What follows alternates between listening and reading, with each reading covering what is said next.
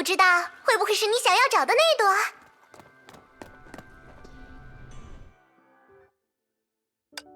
我们可以回家了吗，瑟利亚妈妈？是那群人弄错了，大家都没事的。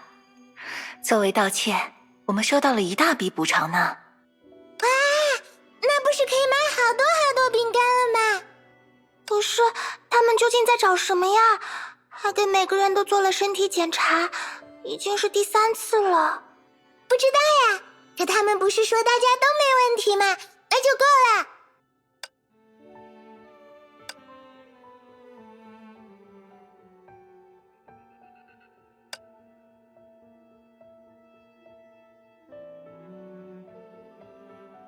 怎么了，艾莉西亚？我有些话想和瑟利亚妈妈说。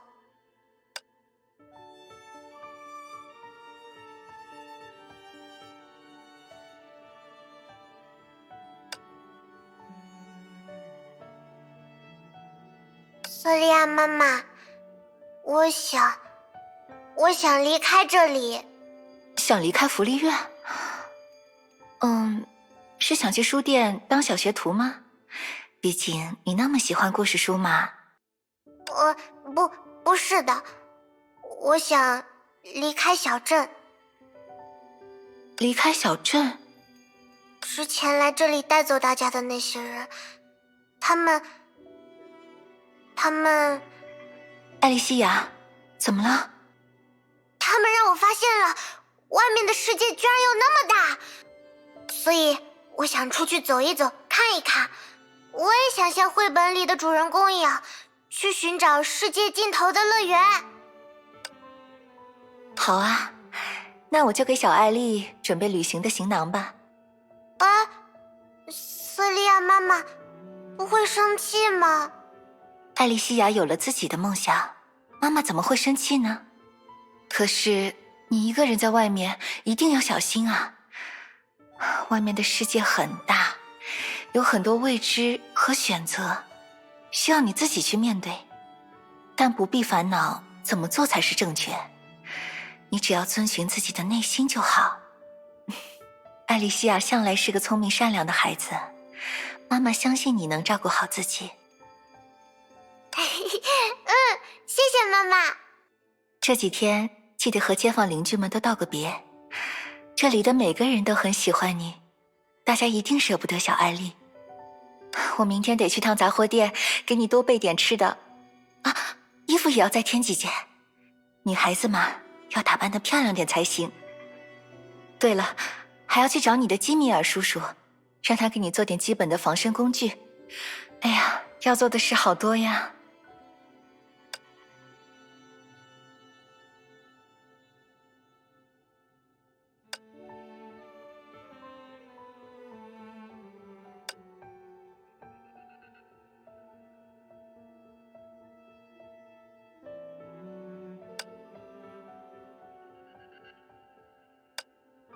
哇，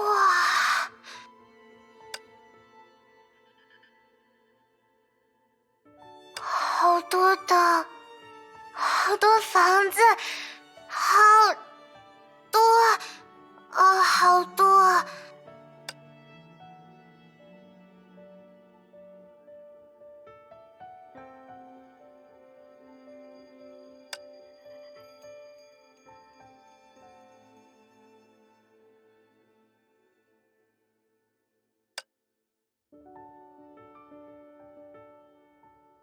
好漂亮！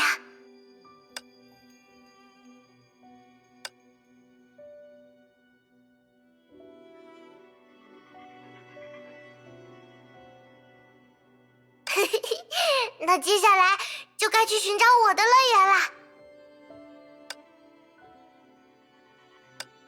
艾莉西亚，有一位很好的妈妈呢。镇上的孩子和大人也都很喜欢她啊。正因为是在这样的环境中长大，她才会变成后来的样子吧。所以，烛火之蛾侦测到的异常不是乌龙事件。沃斯托克的确诞生了一位绿者，他们甚至进行了不止一次调查，只是到最后都没能察觉他的存在。也许这就是艾莉西亚的特权，人见人爱，绝不会被怀疑的超级魅力。无论如何，他自己感到了不对劲，于是便选择了离开。艾莉西亚有些害怕呢。他恐怕并不知晓其中的因果，只是为了保护小镇和镇上的居民吧。他一定很舍不得这个地方，否则在第一次搜查时就会不辞而别了。最初的律者，比第一律者更早诞生的存在，他的所作所为却与那个时代所有的律者背道而驰。他的全能究竟是什么？崩坏又为何会诞下这样一位特殊的律者？总觉得只要是和艾莉西亚有关的事，都会在不知不觉中蒙上一层朦胧浪漫的色彩呢。就像童话故事一样。干嘛又像呀？我的人生当然就是一本童话故事书啦。你的人生？你不是什么仙乐国度的妖精吗？对呀，这种时候你干嘛算得那么清楚啦？妖精艾丽。怎么啦？这么目不转睛地盯着我看，是再次被我迷住了吗？不，没什么。还是继续前进吧，离终点还有很长的路要走呢。说来有些好奇，这些艾莉西亚童年时的记忆是怎么保存下来的？那时她应该还没遇见其他英杰吧？别急呀，可爱的人类，记忆之旅可是很长很长的，你的疑问之后都会得到解答的。说的也是，一个人的一生漫长到令人无法想象啊。接下来他就要去游历世界了，我们应该能看到很长很长的回忆吧。你看，这边的花朵也绽放得格外鲜艳啊。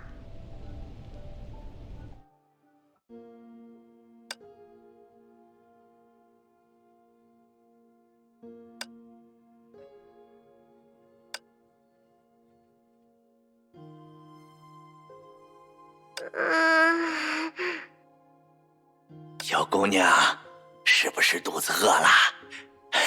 拿去吧，这些面包给你吃。那爷爷你呢？这可是你的面包呀。我等下一批就好啦。你还小，要吃饱点儿。没关系的，这里就是包容所有人、帮助所有人的地方呀。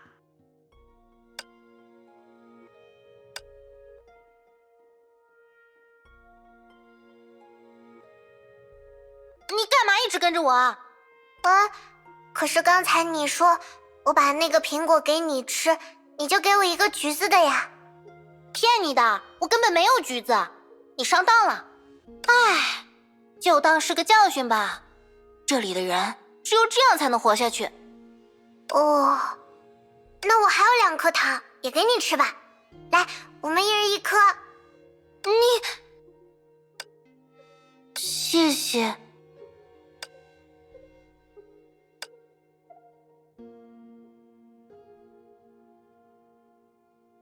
你也是专程从其他地方过来听这出剧的，对吧？音乐剧真的超棒，对不对？好厉害，也好美，我还想听更多这样的歌。看来是第一次接触啊。那你知道黑胶唱片吗？来，给你看一下我的收藏。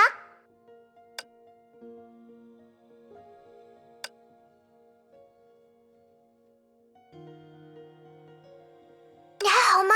不要紧吧？自从那个蒙面人出现，惩恶扬善，把钱分给我们这样无家可归的小孩之后，就有一帮人盯上了我们，趁他不在专门来洗劫我们。怎么会这样？那个人明明是出于好心呀。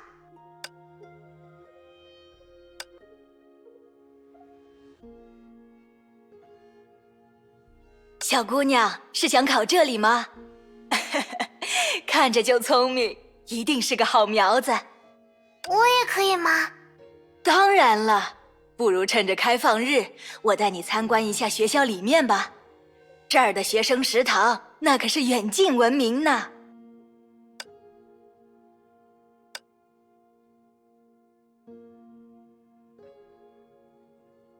为什么要把那个人绑在柱子上，划出那么多伤口？哎，去，少掺和这里的事儿，当心变得和那些人一样疯。说好了只住一晚的，你待够了没有？收拾好行李赶紧滚吧，这地方已经没救了。你看见的那个男人，他是自愿被绑起来的。可是那种事根本不可能呀。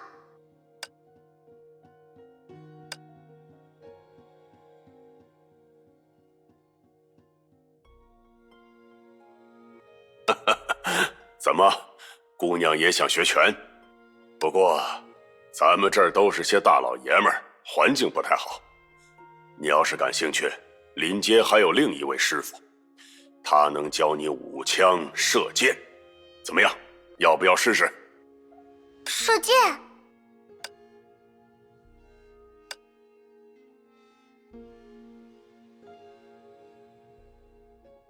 我听说那个魔术师是个骗子，开演前有一群人来抓他。听说那群人冲到后台的时候，他已经不翼而飞了，可那里明明只有一个出口啊！哦呦，听起来还有更多猛料啊！他到底是什么人啊？我甚至怀疑啊，连这些都是魔术表演的一部分呢。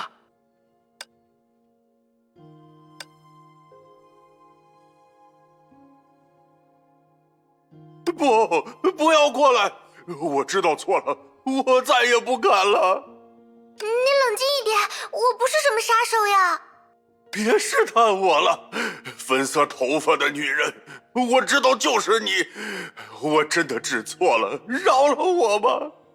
你到底是做了什么坏事，才会怕成这样啊？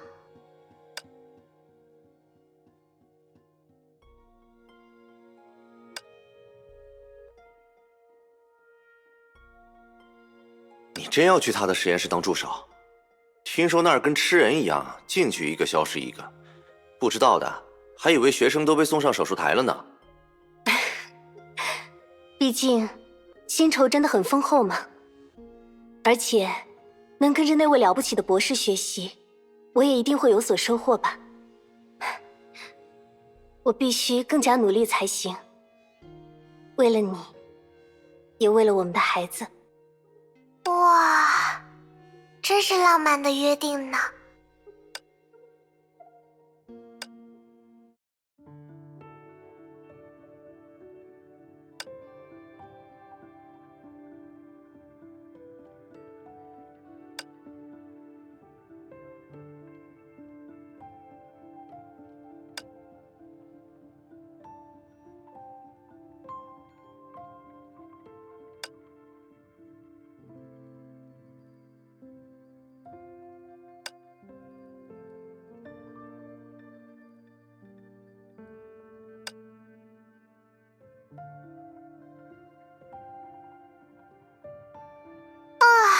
结果地球是圆的，世界根本没有尽头嘛，就和书上说的一样，乐园果然是不存在的呢。